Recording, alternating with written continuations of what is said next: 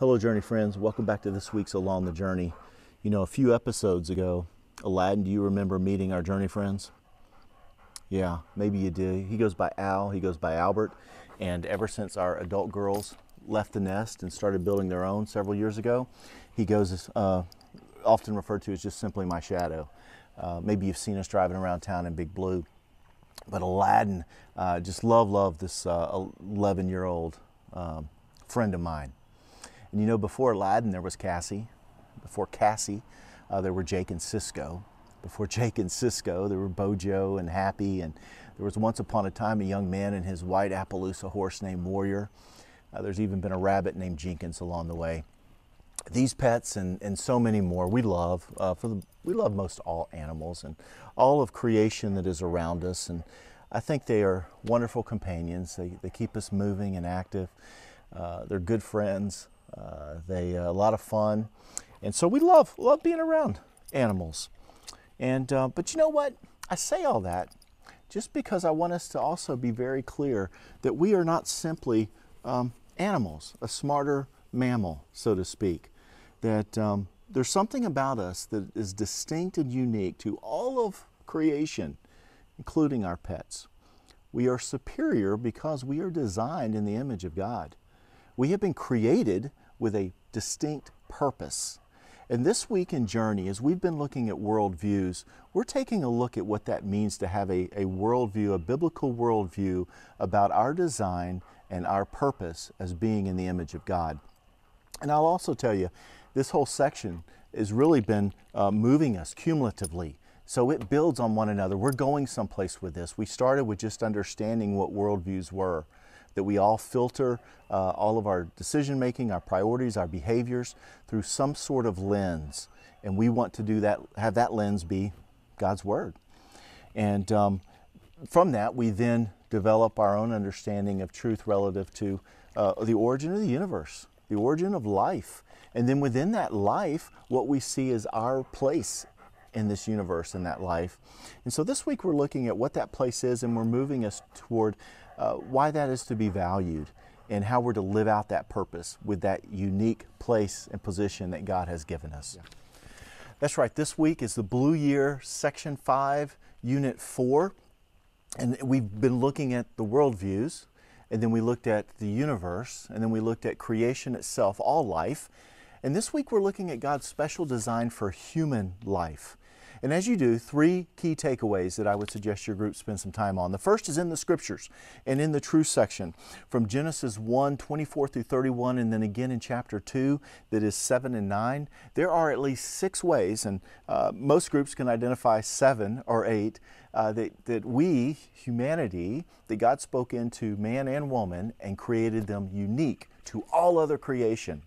That's a wonderful exercise to be familiar with. The other passages that I would suggest is that Genesis 3, 1 and 3, where it talks about Adam having a son, Seth, and uses the same language of being made or born in the image of.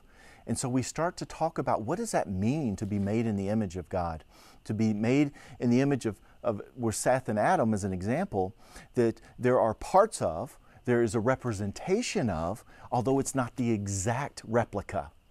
And with God, what we know is that He is a spirit being, that we are made in His image, not from a physical nature, but there are attributes, there are elements for which we can, in a partial way, in an imperfect way, we can experience, and then we can also put forth. And so understanding being made in His image, that's critical to a biblical worldview on human life. And then later, how we value that. So look at that. There are some Psalms that speak of David even recognizing that, really a reflection that, God, you have made me a mini-me, in terms of me and you, God, that you have formed me, that you have intricately woven me, that you've planned my days, that there's so much there, so rich. So that's the first part. The second part is really on those ways that we're different, and I'll list a few of them here, that we were intended to rule over all other creations, to steward, to have dominion, not to dominate, but to have dominion, that we were designed so that both genders would bear God's image and likeness. Very important, that God spoke with His human creations, that we were commanded to fill the earth, that we were instructed about all of the things around us, food and animals and likewise, that we're the only ones for which we see that. That we received the breath of God. That's critical.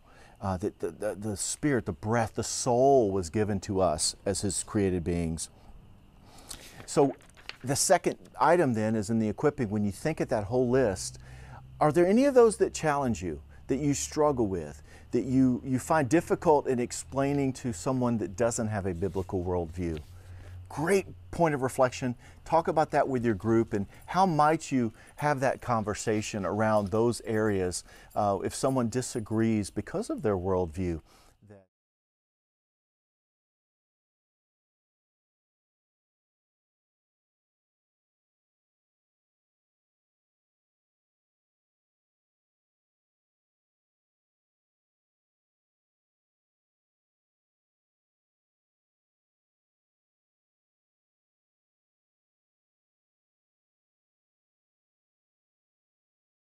And then the third point that we had for this week was the life issue books.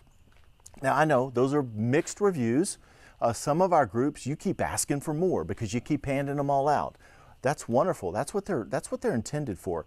They are 4 books that take on various little subjects that someone who's not a follower of Jesus could look at and understand a little bit better. Some of our groups say, yeah, that's not really, I'm not really finding those motivating, and I'm not getting any traction with anyone having interest. That's fine. That's all right too. But what I wanted to suggest this week is this very first one is in your mission part. The one that is the Bible, God's Word. I think that's probably the better of the 4 life issue books. And that's the one that I would ask you that if you're on the fence to please consider, because that's such a critical question. That's the question that we're getting from many unbelievers, but particularly the young adults. Those who are saying, how can I even trust God's Word? That this is an inspired, inerrant Word, authoritative Word. And I think this life issue book does a great way of summarizing that. And if they're really interested, you can point them to the How We Got Our Bible Equipping class from 2021 or 2020 now, I can't remember, but I'll put a link down here in the comments and you can suggest that as well. But this week, again, a great week. It's building, so continue to look at it that with all of it coming back to the idea that a biblical worldview is what we're pursuing and what we're intending to share and live out among, in front of, and for others. Have a wonderful week along your journey. And if you do run into Aladdin and I, just know that he is highly friendly and he would appreciate any treat that you might have to offer him. Blessings, friends. You've done good, Al. You want to come down now? Good boy. That's good. All right. There are at least, hey, Aladdin, come here. Come here. Come here. Come here.